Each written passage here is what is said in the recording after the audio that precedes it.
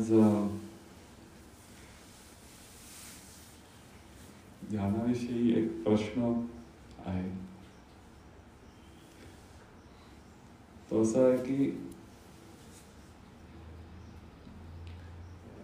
ध्यान हे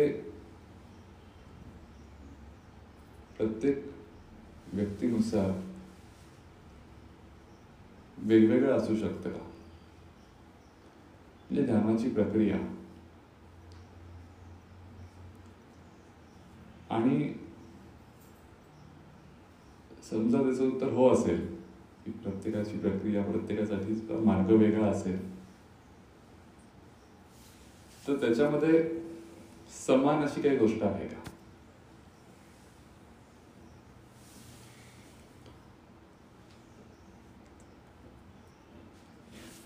रामकृष्ण परमहंसांचं प्रसिद्ध वचन आपल्याला माहिती आहे की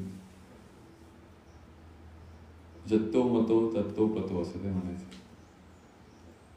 म्हणजे जितके मतप्रवाह आहेत तेवढे पंथ निर्माण झालेले आहेत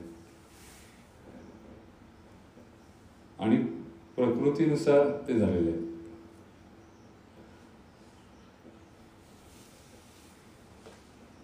एकंदरीत जर आपण ध्यानाच्या प्रक्रियेविषयी वेगवेगळ्या संप्रदायांमध्ये काय काय चाललेलं आहे हे प्रत्यक्ष जाऊन पाहिलं तर असं लक्षात येतं की खूप वैविध्य आहे, खूप वेगवेगळ्या गोष्टी आहेत. एकंदरीतच उपासना पद्धती आणि त्याच्यावर दिला जाणारा भर, फोकस, याच्यामध्ये खूप वैविध्य आहे.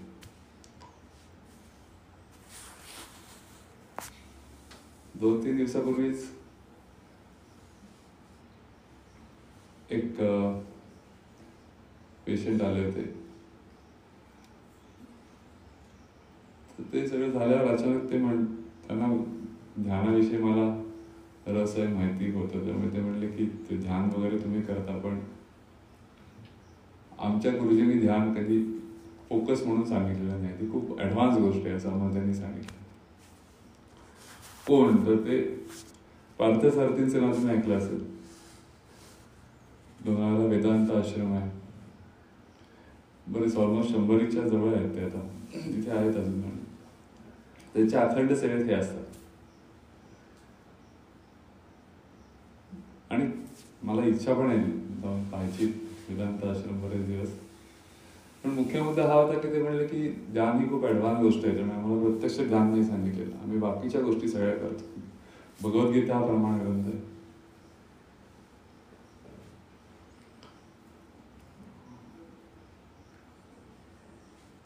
तर एक गोष्ट अशी काही कॉमन आहे का सगळ्या उपासना मार्गामध्ये अनुभूतीच्या पातळीवर? असा प्रश्न होता. तर अंतिम अनुभूती ही तर सगळ्यात कॉमन गोष्ट आहेच आहे.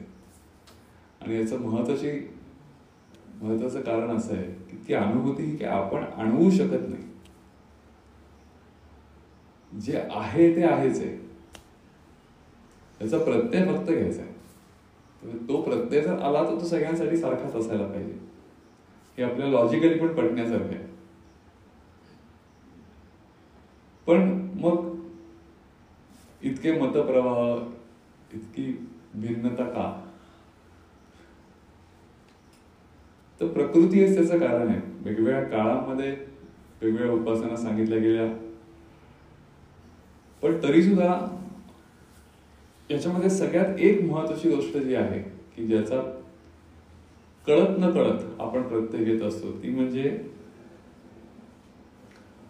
उपासनेच्यासाठी ओंकार.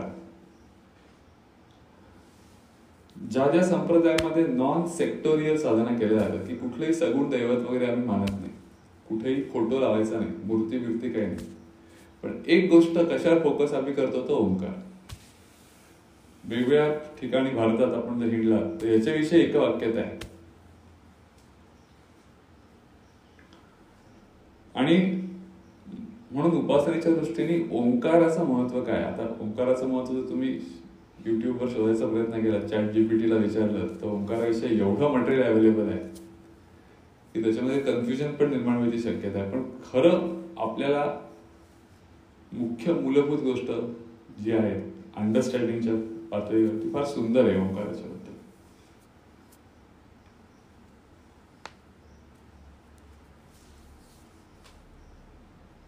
कुठल्याही धर्मामध्ये आपण नेहमी असं म्हणतो की हिंदूमध्ये ओंकार आहे, तर असं नाहीये खरं. रिलिजियस कनोटेशन आपण दिलंय त्याला, पण तसं नाहीये.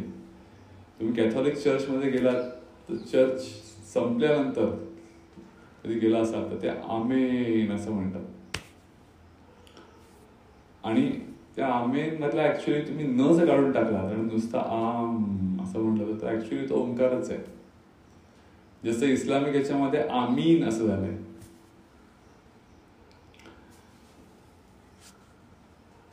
जुडायझम, ज्यू लोकांच्या मध्ये हालेलुया असा शब्द वापरतात ते ऍक्च्युअली.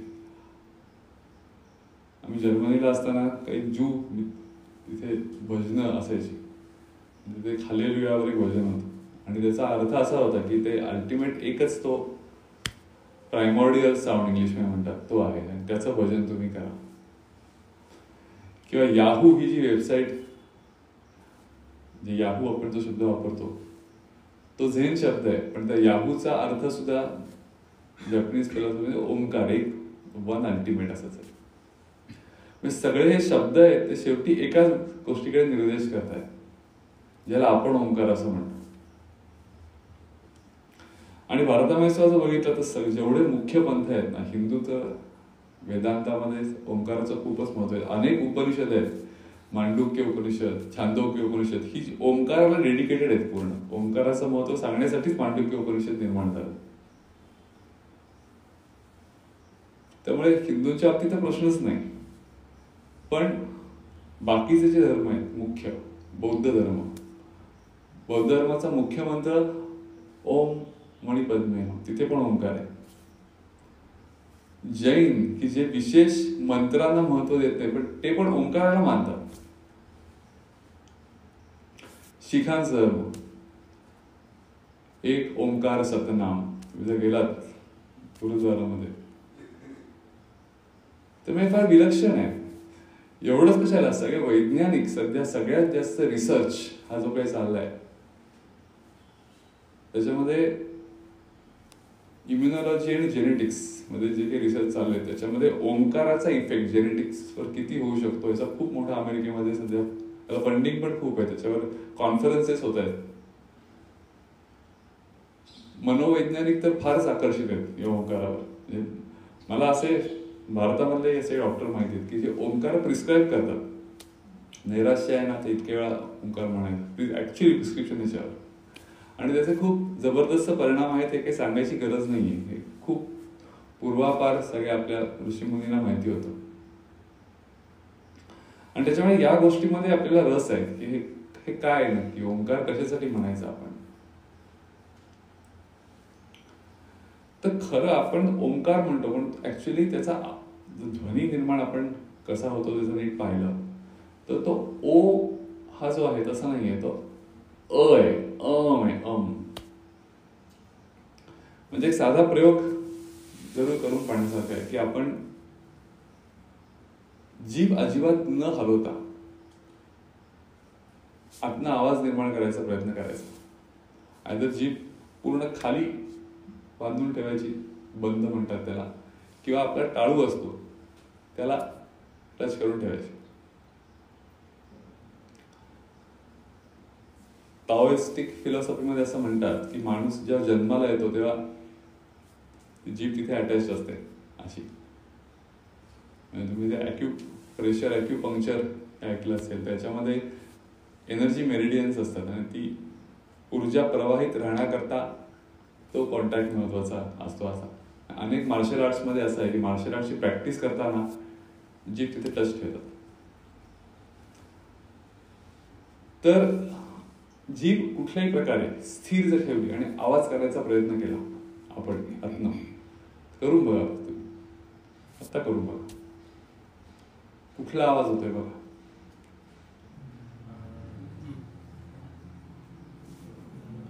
ऍग्रीड, अ होतोय, बरोबर. अजून कुठला होतोय?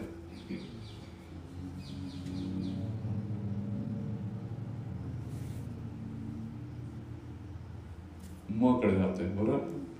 तर अ म हेच खरे आहेत. त्याचा ओ व्हायचं कारण असं की आपण म्हणजे ओठ असं करतो तेव्हाच तो ओ होतो. आपण जर स्मित हास्य केलं आणि आवाज करायचा प्रयत्न केला तर ओ कधी ऐकून येऊ शकत नाही, बरोबर. तर आपण ओंकार म्हणतो पण ते ऍक्च्युली अ मच येतं. ओ केले की असं येतं. सो ही फार महत्वाची गोष्ट आहे की ओरिजिनल साऊंड जो आतनं येतोय तो एकच आहे. म्हणजे आपल्याकडे ज्या 4 वाणी सांगितल्या आहेत, परा, पश्चती, मध्यम आणि वैखरी, त्याच्यामध्ये आतला जो आवाज आहे ज्याला मूलभूत प्राथमिक आवाज, प्रायमरी साऊंड असं म्हणले, तो खरा ते अमचं स्वरूप आहे. आणि वैखरी मध्ये काय होतं की आपण त्याला वेगवेगळे पैलू पाडतो. जसं कुंभार असतो ना की एक, तुम्ही पाहिलं असेल मडकं तयार होताना एक मातीचा गोळा पहिल्यांदा ठेवला जातो आणि मग तो फिरत असताना कुंभार ज्या प्रकारे हात करतो वेगवेगळी मडकी एकदम अस्तित्वात येतात. किंवा तुम्ही काचेच्या फॅक्टरीत कधी गेला असाल तर काचेचा गोळा असतो आणि तो फुंकणारा जो असतो तो कंट्रोल फुंकत असतो आणि त्याचे वेगवेगळे आकार अचानक निर्माण होतो. तसंच जिभेच्या साह्याने, जीभ, टाळू, ओठ, दात याच्या साह्याने त्या ओरिजिनल साऊंडला आपण वेगवेगळे पैलू पाडतो आणि त्याचे शब्द निर्माण करतो. अदरवाईज शब्द अस्तित्वातच नाहीये. आणि त्याच्यामुळे शब्दसृष्टी जी आहे ही माणसाने निर्मित केलेली सृष्टी आहे. सांगायचा मुख्य मुद्दा हा आहे, ओरिजिनल नाहीये ती. मुख्य ओरिजिनल काय आहे तर एकच आवाज आहे, ओम. आणि तो निसर्गामध्ये सगळीकडे आहे. प्राण्यांमध्ये सुद्धा तुम्ही जर नीट ऑब्झर्व केलं, प्राणी जांभई देताना विशेषतः, आपण पण जांभई देताना न कळत ऍक्च्युली तोच आवाज करतो. त्यामुळे आपल्या तत्वज्ञानात असं म्हणलं जातं की परब्रह्म म्हणजे एकच तत्व आहे मुळात, आणि त्याच्यातनं ही विश्वाची उत्पत्ती ज्या झाली त्या ब्रह्माचं पहिलं रूपांतर हे नाद ब्रह्मामध्ये झालं. आणि नाद ब्रह्मामध्ये जे झालं त्या पहिली गोष्ट जी अस्तित्वात झाली ती म्हणजे हा आवाज, अम. त्याला आपण ओंकार म्हणतो. त्या आवाजातनं शब्द निर्माण झाले सगळे. आणि ह्याच्याही पुढे जाऊन शास्त्र तर असं सांगतात आता की जे काही दिसतंय दृश्य जगत ते दुसरं तिसरं काही नसून they are sound waves transformed into matter. नाद ब्रह्मच आहे, दृश्य स्वरूपात आपल्याला दिसतंय, ह्याच्यावर आपला विश्वास बसत नाही. असं कसं असेल? पण आता सोनोग्राफी सारखी टेस्ट जेव्हा आपण करतो तर काय करतो, साऊंड वेव्स आतमध्ये सोडून त्याचं रिफ्लेक्शन घेतो की नाही, आणि वेगवेगळ्या टिश्यूच्या डेन्सिटी प्रमाणे त्या साऊंड वेव्स फिरतात आणि त्याच्यामुळे आपल्याला फक्त साऊंड वेव्सच्या माध्यमातून शरीर दिसू शकतं. तर आपलं शास्त्र तर असं सांगतं आता की सगळं हे जे काय आहे, ही जी काही ऊर्जा आहे ती नादब्रह्मातलीच ऊर्जा आहे जी तुम्हाला कन्सॉलिडेटेड फॉर्ममध्ये विश्व म्हणून अनुभवायला येते. तर हे समजून घेणं पण खूप इंटरेस्टिंग आहे, कारण याचं एक मुख्य गोष्ट ही आहे की जर तुम्हाला उलटा प्रवास करायचा असेल की ब्रह्मापासून नादब्रह्म झालं, नादब्रह्माचं शब्दब्रह्म झालं आणि त्याच्यापासून हे सगळं दिसतंय, हे झालं, हे जर असेल आणि उलटा आम्हाला ओरिजिनकडे जायचंय, तर ओरिजिनकडे नेणारी गोष्ट कुठली आहे तर एक ओंकार सतनाम ही. त्याच्यामध्ये अजून जे उपनिषदांचा उल्लेख केला त्याच्यामध्ये फार महत्वाचा ओंकाराविषयीचा भाग सांगितलाय की आपण नेहमी म्हणतो ना की ओंकार म्हणजे अ, उ आणि म 3 आहेत. 3 काय गोष्टी रिप्रेझेंट करतो हा प्रायमरी साऊंड, प्राथमिक ध्वनी? तर आपण सहज म्हणतो की ते ब्रह्मा, विष्णू, महेश. उपनिषदामध्ये असं सांगितलंय की 3 कुठल्या गोष्टी रिप्रेझेंट केल्या जातात तर जागृती, स्वप्न आणि सुषुप्ती हे ओंकाराचं खरं स्वरूप आहे. तर हे थोडं समजून घ्यायला पाहिजे आपण की असं का म्हणतायत ते. ओंकार मध्ये 3 कॉम्पोनंट्स आहेत, अ, उ आणि म संस्कृतमध्ये, आणि ते जागृती, स्वप्न, सुषुप्तीला का रिप्रेझेंट करतात. तर जागृती याचा अर्थ काय की आपण ज्याला म्हणतो आम्ही जागे आहोत सर्वसाधारणपणे. वेदांतामध्ये आपण ज्याला जागृती समजतोय त्याला जागृती म्हटलं जात नाही, पण आपण आपल्या व्यावहारिक याच्यात आपण म्हणतो की मी आता जागा आहे. स्वप्न अवस्था याचा अर्थ काय की आपण ज्याला जागृती म्हणतो ती गोष्ट काही काळ ऑफ होते. आपल्याला माहिती आहे की झोप लागू शकते पटकन, पण त्या अवस्थेमध्ये आपण जागृत असताना जे अनुभव घेतलेले होते, जे काही विचार आपल्या मनात होते, जे काही प्रत्यक्ष अनुभव घेतले, त्याचं रिफ्लेक्शन आपण अनुभवतो स्वप्नामध्ये, बरोबर ना. युजली स्वप्न जे पडतात ती काहीतरी आपण जे घेतलेले अनुभव असतात त्या अनुभवावर आधारितच असतात. त्याची कशी परम्युटेशन कॉम्बिनेशन होतात, म्हणजे आपल्याकडे काय इलॉजिकल होतं स्वप्न, मला शंका कशी नाही आली स्वप्न आहे, पण जे काही अनुभव होते ते मिक्सचर होते घेतलेल्या अनुभवांचेच, म्हणून त्याला स्वप्न अवस्था असं म्हणतो. तेव्हा ते कळत नव्हतं की हे खरं नाहीये. जागृत अवस्थेला असं वाटतं की असं कसं काय, मला कळलं नाही. याच्याविषयीची लाओत्सेची फार सुंदर गोष्ट आहे. लाओत्से नावाचे झेन संत होते, ते एकदम अचानक एकदम ध्यान संपल्यावर मोठ्या मोठ्यांनी रडायला लागले, आणि मग ते सगळे शिष्य एकदम, आपले गुरुजी रडतात म्हणल्यावर शिष्यांना एक भयंकर टेन्शन, हे का रडतायत. तर ते गोळा झाले, काय झालं, मला तर खूप स्वप्न पडलं, वेगळं स्वप्न पडलं, खूप भयानक स्वप्न पडलं. का नाही, भयानक वगैरे नाही, मग काय, स्वप्नात असं मला दिसलं की मी फुलपाखरू झालोय. भयानक काय, चांगलं स्वप्न आहे, फुलपाखरू आहे असं शिष्य म्हणल्यावर ते अजून मोठ्याने रडायला लागले. आता का रडताय, म्हणजे मी रडतोय कारण तुम्हाला कळत नाहीये माझा प्रॉब्लेम काय आहे, तुम्हाला कळत नाहीये. तर काय प्रॉब्लेम आहे असं म्हणल्यावर लाओत्सूचे जे वचन आहे ते अक्षरशः आपल्याला एकदम अंतर्मुख करणारं वचन आहे. तर लाओत्सू असं म्हणले की मला आता असा प्रश्न पडला आहे की कशावरनं मी लाओत्सू आहे, म्हणजे असं की कशावरनं मी फुलपाखरू नसेल आणि फुलपाखरू हे स्वप्न पाहत असेल की आता हा लाओत्सू आहे. खरं काय आणि खोटं काय मी ठरवू कशावरनं. मला असं वाटतं जागृत झालं की फुलपाखरू मी स्वप्नात झालो होतो, पण उलटे असू शकतं ना.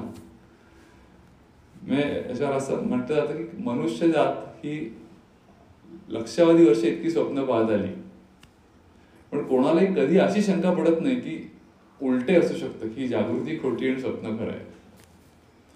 वेदांत असं सांगतो की दोन्ही खोटं आहे. आणि तिसरी अवस्था आहे ते, त्याला म्हणतात गाढ निद्रा, सुषुप्ती. असं म्हणतात की माणूस आयुष्यात सगळ्यात जास्त त्याला काय प्रिय असेल तर निर्विवादपणे सुषुप्ती ही प्रिय असते. हे शास्त्रांनी पण सिद्ध केलेलं आहे. एखाद्या माणसाला 28 तास जागं ठेवलं तुम्ही काही करून, आणि 28 तासांत त्याला विचारलं तुला काय पाहिजे ते माग, पाहिजे ते देतो, जगातली कुठलीही संपत्ती काय, फक्त एकच अट की झोपायचं नाही.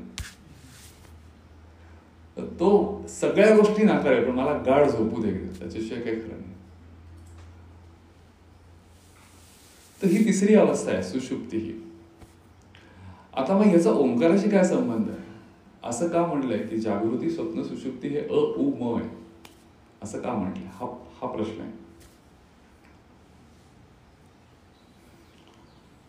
तर उपनिषदाचं एक्सप्लेनेशन सांगतो काय. आपण अनुभवाच्या पातळीवर सगळ्यात प्राथमिक गोष्ट काय अनुभवत असू तर आपलं शरीर, स्थूल शरीर. याचं कायम आपला अवेअरनेस आहे की मी म्हणजे आहे, जसं कसं आहे पण हे आहे. त्याला स्थूल देह असं म्हणतो आपण. स्थूल देह हे जागृतीला सिम्बलाइज करतात असं उपनिषद सांगतात. जागृत अवस्थेत जे काही अनुभव घेतो ते आपण कशाच्या माध्यमातून घेतो, ते स्थूल देहाच्या माध्यमातून घेतो ना. सगळी ज्ञानेंद्रिय जे काही बघतायत, जे काही ऐकतायत, जे काही आपण वास घेतोय ते स्थूल देहाच्या माध्यमातून ते घेतोय. त्यामुळे स्थूल देह ही जागृत अवस्था आहे. मग आपण डोळे मिटतो आणि डोळे मिटून बाहेरच्या सगळ्या गोष्टी ध्यानामध्ये बंद करायचा प्रयत्न करतो की काही नाही, मला फक्त आतमध्ये राहायचा प्रयत्न करायचा आहे. असं म्हटल्यावर काय होतं, तर वेगवेगळ्या प्रकारचे विचार यायला लागतात. बाहेरच्या जगाविषयी जे काही मी पाहिले त्याचेच विचार यायला लागतात. भूतकाळातले असतील किंवा माझं इमॅजिनेशन असेल पुढचं, पण विचार असतात, वृत्ती असतात, भावना असतात, इच्छा असतात, वेगवेगळ्या प्रेरणा असतात, पण शेवटी त्या वृत्तींच्या स्वरूपात असतात.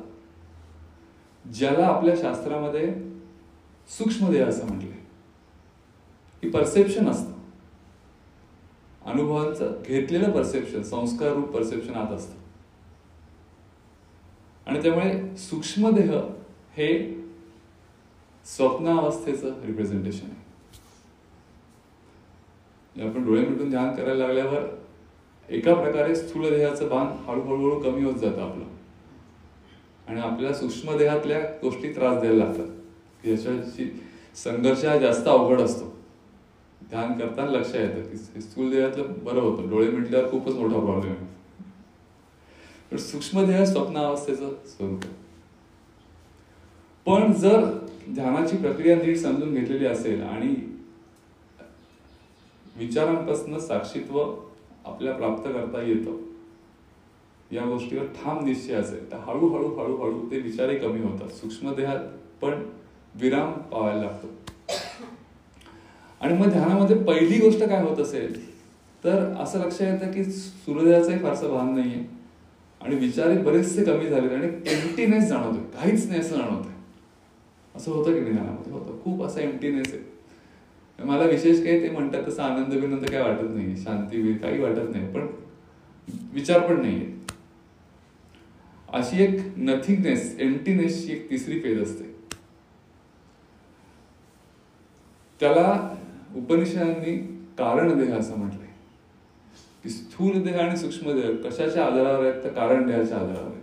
किंवा दुसरा शब्द छांदोग्य उपनिषद, ऐतरी उपनिषद वापरलेला आहे, ते म्हणजे प्रपंच. ही एक स्थूल प्रपंच आहे, दुसरा सूक्ष्म प्रपंच आहे आणि तिसरा कारण प्रपंच आहे. बरोबर? सुषुप्ती, गाढ निद्रा जी आहे ती कारण प्रपंच सारखी आहे. जागृती इज इक्वल टू स्थूलदेह, स्वप्नावस्था इज इक्वल टू सूक्ष्मदेह. सूक्ष्मदेह म्हणजे आपलेच आतले अनुभूती ज्या काही येत असतात, वैचारिक वृत्तीच्या स्वरूपात ते. आणि जे सूक्ष्मदेह आणि स्थूलदेह या दोन्हीचं भान जेव्हा कमी कमी कमी होत जात, फक्त एक एम्प्टीनेस राहतो, दॅट इज इक्वल टू सुषुप्ती, गाढ निद्रा. म्हणजे निद्रेबद्दलचं योगशास्त्र आपलं सांगतं की निद्रा जी आहे, वेस्टर्न सायन्स सांगतं की इट इज ऍब्सेन्स ऑफ एक्सपिरियन्स. गाढ झोप हा ऍब्सेन्स ऑफ एक्सपिरियन्स आहे. वेदांत म्हणतो नाही, इट इज एक्सपिरियन्स ऑफ ऍब्सेन्स. हा फार मोठा फरक आहे. हिंदू तत्वज्ञान आणि पाश्चिमात्य तत्वज्ञान आपल्याला असं वाटतं की शब्दाचं जगलिंग आहे. काय शब्दाचं जगलिंग नाही आहे. विराम प्रत्यय आलंबना निद्रा असं व्याख्याच निद्रेची केलेली आहे की विरामाचा प्रत्यय, काही नाही याचा प्रत्यय मला येतो अनुभवाच्या पातळीवर, त्यालाच निद्रा असं म्हणतात. आता मग हे कशाला समजून घ्यायचं सगळं? ठीक आहे, तर समजून अशासाठी घ्यायचं की स्थूल देह, सूक्ष्म देह आणि कारण देह या तिन्ही गोष्टी ज्या आहेत या परमनंट नाही, असंच शेवटी आमचं उपनिषद सांगताय आम्हाला.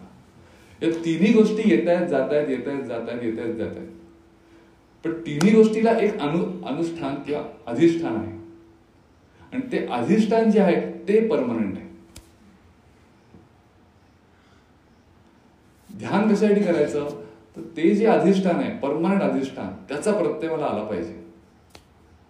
स्थूलदेहाचं पहिल्यांदा भान सुटलं, हळूहळू सूक्ष्मदेहाचं सुटलं, एम्प्टीनेस राहिला, तिथे घाबरून जायचं नाही, कारण देह येतो, तेही सुटलं शेवटी.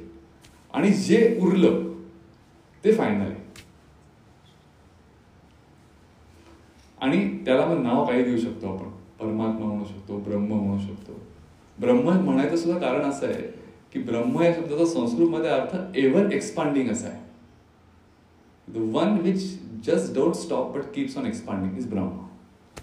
तो अनुभव जेव्हा होतो तेव्हा त्याचं डिस्क्रिप्शन करण्याकरता ब्रह्म शब्द आहे की तो एक्सपान्शनच आहे फक्त. किंवा त्याच्याबद्दल दुसरं जे शब्द वापरला तो सच्चित आनंद. हे तिन्ही परत आपल्या अंडरस्टँडिंगसाठी वापरलेले शब्द आहेत. सत याचा अर्थ जे आहेच आहेच. लक्षात येतं की हे काही जाणार नाही, हे आहेच आहे. बाकीच्या तिन्ही गोष्टी पहिल्या जेव्हा तिथे गेल्या पण हे जाणार नाही. चित याचा अर्थ कॉन्शियसनेस, की ते शुद्ध जाणीव आहे ती.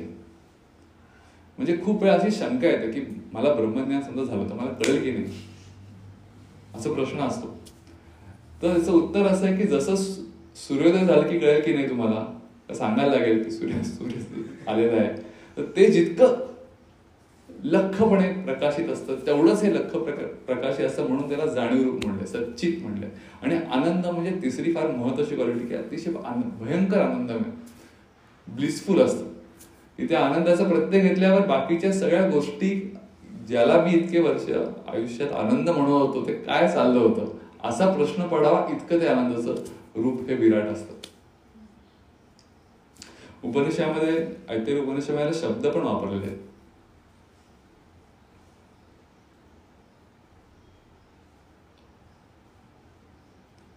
पहिला जो भाग आहे त्याला त्यांनी स्थूल देहाच्या ह्याच्यावर माणूस जो जातो त्याला विराट असा प्रत्यय दिलेला आहे. स्थूल देहाचा भाग ज्या मागे पडतो, त्याच्यानंतर जेव्हा सूक्ष्म देहाचा भाग मागे पडतो त्याला त्याला हिरण्यगर्भ असं शब्द दिलेला आहे. आणि तिसरंही जेव्हा कारण देहाचा भाग मागे पडतो तेव्हा त्याला ईश्वर शब्द वापरला. आणि मग जे उरतं ते परमतत्व. त्याच्यामुळे आता सगळ्यात महत्वाचं सिक्रेट ओंकाराच्या बद्दल हे आहे की अ, उ आणि म आम्हाला कळलं काय ते. अ याचा अर्थ स्थूल, उ याचा अर्थ सूक्ष्म, म याचा अर्थ शेवटचं जे काही कारण प्रपंच होता किंवा सुषुप्ती होती ते. पण उपनिषद असं सांगतात की ओंकार मध्ये 3 गोष्टी नाही आहेत, ओंकार मध्ये 4था कॉम्पोनंट पण आहे. हे म्हणजे एकदम कुठलं सिक्रेट सिरियल पाहिल्यासारखं वाटतं. आम्हाला माहितीच नव्हतं इतके दिवस. ओंकार तर 3च माहिती आहे, 4थं काय सांगतायत. उपनिषदामधलं वाक्य आहे की ओंकार कन्सिस्ट ऑफ 4 नॉट 3. 4थी गोष्ट काय? तर 4थी गोष्ट जी आहे ती परमशांती किंवा सायलेन्स ही आहे. ओंकार कुठे नेतो तुम्हाला ती 4थी गोष्ट फायनल, ती सगळ्यात महत्वाची गोष्ट आहे. योगसूत्रामध्ये सुद्धा सांगितलं तस्य वाचक प्रणव. प्रणव हा शब्द ओंकारासाठी वापरला जातो की तो त्याचा वाचक आहे, शांतीचा वाचक आहे तो. आणि म्हणून ओंकारावर ध्यान करताना ओंकारावर नुसतं ओंकार म्हणून चालत नाही. तो ओंकार म्हणल्यावर 1, 2 क्षण 3 क्षण ओंकार बाहेर पडल्यानंतर जे झालं त्याच्यावर थांबायची प्रॅक्टिस करायला लागते की जो 4था कॉम्पोनंट आहे सायलेन्स, शांती. आणि त्यामुळे ओंकार साधना जी आहे त्याच्यामुळे 2 ओंकारामध्ये स्पेसिंग असणं फार महत्वाचं असतं. की तो ओंकार झाला आणि त्याच्यानंतर काय झालं तिथे थांबा. तर जपा तदर्थ भावनम असं योगसूत्र आहे की तो जप करा त्याचा आणि त्याच्यातनं जो अर्थ प्रोड्यूस झाला त्या भावात राहा, म्हणजे त्या सायलेन्सने राहा. आणि म्हणून ओंकार साधना ही खूप भयंकर पोटेन्शियल साधना आहे, काही शंकाच नाही याच्यामध्ये. सगळ्यात 1 अक्षरी मंत्र, बीज मंत्र म्हणले ओंकाराला. कुठला बीज मंत्र असेल तो हाय. सगळे किंवा आपल्याकडे किंबहुना असं म्हटलं जातं की कुठल्याही गोष्टीला तुम्ही आधी ओम जर लावलं तर त्याचा मंत्र तयार होतो. ओमच्या पुढे काही नाही लावलं तरी तो मंत्र आहेच आहे इन इटसेल्फ. सगळ्यात पोटेन्शियल मंत्र आहे. मंत्र शब्दाची व्याख्याच मननात त्रायते इति मंत्र असं नाही की ज्या गोष्टीचं सतत मनन केलं तर तुम्ही सगळ्या गोष्टीपासून तरुण जाल, त्यालाच मंत्र असं म्हटलं. त्यामुळे सगळ्यात पोटेन्शियल आपण नेहमी म्हणतो ध्यानाच्या प्रक्रियेच्या सुरुवातीला आपण थोडं मंत्रोच्चारण केलं पाहिजे. आणि त्याच्यामध्ये सगळ्यात महत्वाच्या 2 नैसर्गिक गोष्टी ज्या आहेत त्यातलं एक म्हणजे सोहम आहे की जो सतत चाललेला आहे, त्यासाठी आपल्याला काही करायला लागत नाही. आणि दुसरी गोष्ट पण तसं पाहिलं तर सतत चाललेली आहे ती म्हणजे ओंकार. अनाहत नाद म्हणलंय त्याला. अनाहत नाद का? बाकीचे नाद कुठले काय असतात? ते आहत नाद असतात. आहत नाद याचा अर्थ काय की आपल्यामध्ये कुठलाही आवाज निर्माण होण्याकरता घर्षण व्हायला लागतं. दोन गोष्टी एकत्र आल्या आणि घर्षण झालं तरच साऊंड प्रोड्यूस होतं, हे आपल्याला माहिती आहे. पण अनाहत नाद याचा अर्थ असा की कुठल्याही दोन गोष्टी एकत्र न येता सुद्धा आवाज असू शकतो, आणि तो हा अनाहत नाद आतमध्ये आहे. आणि सगळ्या प्रकारच्या पंथांमध्ये जेव्हा अनुभूती आली त्या पंथांमधल्या सिद्ध पुरुषांना, तेव्हा त्यांच्या लक्षात आलं की हे कॉमनच आहे. अनाहत नाद आत आहे, तो कॉमनच आहे, तो सतत चाललेला आहे. आणि त्याचं हे अ म आणि शेवटचा सायलेन्स हे रूप आहे. आणि म्हणून ध्यानामध्ये त्या सायलेन्सचा प्रत्यय जर घ्यायचा असेल तर तो मार्ग पण आहे. म्हणजे ओंकाराच्या बाबतीत इंटरेस्टिंग असं आहे की ओंकार हे फायनल अल्टिमेट पण आहे आणि ते मार्ग पण आहे. त्या मार्गाने पण जाता येतं, जिथे जायचं ते पण तेच आहे. आणि म्हणून त्याचा आधार जरूर घ्यायला पाहिजे. तर ओंकार साधना ही आपल्याला खूप लहानपणापासून अनेक ठिकाणी असं आहे की पहिलं पाटीवर आपण अजूनही ओंकार घ्यायला सांगतो. ओंकार आणि श्री या दोन गोष्टी का महत्वाच्या आहेत याचं फिलॉसॉफिकल रिझन आपल्याला माहिती पाहिजे. बरेचशा माहिती नसतं की हे काय नक्की काय सांगितलं गेलं. ते थोडंसं कळलं तर, because it's a existential reality. म्हणजे आज आपण ज्ञानाची अजून एक बैठक करणार होते, आता ती अशासाठी आहे आता पुढचे 3 रविवार की काही प्रयोग आपण करून पाहिले पाहिजे. आपण नुसतं म्हणतो go to self, find who am I. पण खरंच सापडलंय का सेल्फ? मला सापडलंय का? त्याचं उत्तर नाहीये, मला अजून कळलेलं नाही. आणि हा काय कमी महत्वाची गोष्ट आहे का की मी आयुष्यात जन्माला इतकी वर्ष आले पण अजून मी कोण हेच मला कळलेलं नाहीये. सिन्सिनाटी एअरपोर्टवर मध्ये कसा किस्सा घडला होता की एक माणूस आला आणि एअरपोर्ट बोर्डिंगची अनाउन्समेंट जी झाली तेव्हा तो असा पटकन आला आणि तो म्हणला नाही मला आधी सोडा. तर ती लाईनीत जी पुढे बाई होती ती त्याला म्हणली लाईनीत या तुम्ही सगळे त्याच साठी उभे आहे तिथे. म्हटलं नाही नाही मला खूप अर्जन्सी आहे. ती म्हणली पण सगळे त्याच प्लेनवर चढणार आहेत, तुम्हाला अर्जन्सी असली तरी सुद्धा असं म्हणल्यावर तो चिडला. तर म्हटलं तुम्हाला माहिती नाही का मी कोण आहे? तर त्याच्यावर त्या बाईनी ऍक्च्युली त्या जी बोर्डिंग बत्तीचा मायक्रोफोन हातात घेतला आणि अनाऊन्स केलं की इथे एक जेंटलमन आहे ज्यांना माहिती नाहीये ते कोण आहे स्वतः, कॅन समबडी हेल्प. खूप छान वाटलं ऐकायला की पण ही वस्तुस्थिती आहे की मी कोण आहे हे मला माहिती नाहीये आणि त्याच्यासाठी मी काहीच कष्ट घेत नाहीये. बाकीच्या अनंत गोष्टी आयुष्यात करतोय, पण मी कोण आहे ही गोष्ट ही फक्त बौद्धिक शाब्दिक पातळीवर आहे माझ्यासाठी. त्याच्यासाठी कुठे काय प्रयत्न करतोय. त्याच्यामुळे रमण महर्षींचं who am I, find who am I ही एकच गोष्ट त्यांनी आयुष्यभर सांगितली. पण त्याच्याही आधी एक गोष्ट महत्वाची अशी आहे की फाइंड हू एम आय हा प्रश्न माझ्या आतमध्ये किती प्रज्वलित झालेला आहे. मुळात मला माझी गरज वाटते काय की मला शोधलं पाहिजे की मी कोण आहे. तर फाइंड हू एम आय हे करायच्या आधी मुळात फाइंड हू एम आय हा प्रश्न मला पडलाय की नाही याचा शोध आधी घ्यायला पाहिजे. तो प्रश्न जर पडलेला नसेल तर उत्तर कशाला शोधेन मी.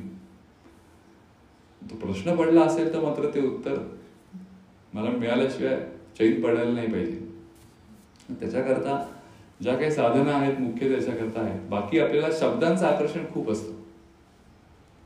सतत माणसाच्या मनाला शब्द ऐकायला हवे असतात. मला शब्द काहीतरी शब्द नाही की माणूस कम्फर्टेबलच नसतो. ते म्हणून बघा शास्त्रीय संगीत ऐकणारे खूप कमी असतात. असं मध्ये स्टॅटिस्टिक मिळालं शास्त्रीय संगीत आवडणारे लोक हार्डली 1 ते 2% असतात. म्हणजे ते सुद्धा खूप आहेत. 98% लोकांना शास्त्रीय संगीत आवडत नाही. का नाही आवडत? कारण शब्दच नसतात.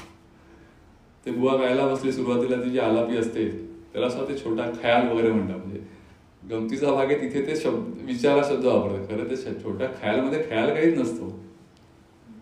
पण त्यांचं ते चालू असतात ते तानपुरात.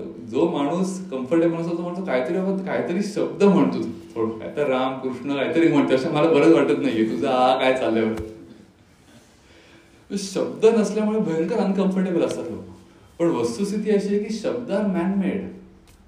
तुम्ही मला सांगा, आपण दुसऱ्या कुठल्याही प्रांतात गेलो, ती भाषा आपल्याला कळत नाही, काय काय रिलेव्हन्स असतो एकमेकांचा? काहीच रिलेव्हन्स नसतो. ते काय म्हणतात काहीच कळत नाही आपल्याला. भाषा निर्माण का झाली मुळात, हा फार मूलभूत प्रश्न आहे. अध्यात्माच्या दृष्टीने जर विचार केला तर आध्यात्मिक अनुभूती निर्माण घेण्याकरता भाषा निर्माण झाली का? तर अजिबात नाही. भाषा ही माणसाचं व्यावहारिक आयुष्य सुखकारक करण्याकरता निर्माण झालेली आहे. व्यवहारातल्या अनुभूती जास्तीत मी कशा चांगल्या घेऊ शकेन, कम्युनिकेशन कसं होईल, आणि त्याच्यामुळे आध्यात्मिक अनुभूती घ्यायची असेल तर तसं भाषेचा काहीच उपयोग नाहीये, कारण भाषेची निर्मिती त्याच्याकरता झालेली नाहीये. किंबहुना आपल्या प्रोसेस सगळी रिव्हर्स करायला लागणार आहे. शब्द कुठून उत्पन्न झाले ते त्या एका ध्वनीपासून. तो ध्वनी काय करतो तिथपर्यंत. हा मुळाकडे जायचा जो प्रवास आहे हा एक्झॅक्टली उलटा आहे. आणि त्याच्यामुळे ही खूप महत्वाची गोष्ट आहे की शब्दाच्या माध्यमातून कळायला येतं आपल्याला. हा शब्दाचे खूप मोठे उपकार आहेत आपल्याला, पण शब्द सोडून द्यायला लागतात सगळे. त्याच्यामुळे शब्दांविषयीचं प्रेमपेक्षा शब्दांविषयीची आसक्ती की जोपर्यंत आपली ढिली होत नाहीये ना तोपर्यंत त्या अनुभूतीकडे जायचा मार्गच खुला होत नाही आपल्याकडे. जसं असतं ना ते बॅगेवर ते जे असतात लॉक असतात, ते 3 नंबर कुठल्या आपण सेट केले असतात, जोडल्याशिवाय बॅग उडत नाही. तसं ते जे लॉक आहे ते हे आहे, शब्द सगळे सोडून त्याच्या पलीकडचं जे आहे, परेहून पर तेथे राहू निरंतर, असं का म्हणले की तो ध्वनी निर्माण होतो त्याच्याही पलीकडे आहे ते. त्या ध्वनीपर्यंत तरी पोचायला पाहिजे, त्या ध्वनीच्या माध्यमातूनच पोचायला पाहिजे. आणि म्हणून हा जो प्रश्न विचारला गेला की ध्यानामध्ये प्रक्रियेमध्ये कॉमन गोष्ट कुठली आहे, तर अनुभूती फायनल आहे हे बरोबरच आहे, पण त्याच्याकडे जाण्याचा प्रवास ज्या मार्गाने सुकर होऊ शकतो त्याच्यातली सगळ्यात मोठी गोष्ट की जी गीतेने पण सांगितलेली आहे, एकाक्षर बीज मंत्र, त्याच्यावर फोकस करा. तोच तुम्हाला त्या अनुभूतीपर्यंत सगळ्यात लवकर घेऊन जाऊ शकेल. संगीताच्या बाबतीत जे म्हणतात ना की संगीत हा सगळ्यात शॉर्टेस्ट मार्ग आहे जाण्याचा. Shortest route for realisation is music. असं का म्हणतात? त्याचं कारण संगीत इज साऊंड, आवाज, आणि आवाज हा जास्त प्रिकॉर्डियल आहे ना. शब्द नंतर निर्माण झाले. ब्रह्मापासून पहिल्यांदा काय निर्माण झालं? नादब्रह्म. नादब्रह्मातनं बाकीच्या पुढच्या गोष्टी आहेत. सगळ्यात जवळची गोष्ट काय तर साऊंड लागेल. त्यामुळे एक ओंकार सतनामे जे म्हटलंय, बाकी कुठली गोष्ट लागत नाही तसं पाहिलं तर, पण त्या एका बीज मंत्रावर प्रचंड गाढ श्रद्धा विश्वास लागते, तो पोचवू शकतो आपल्याला. हरिओम.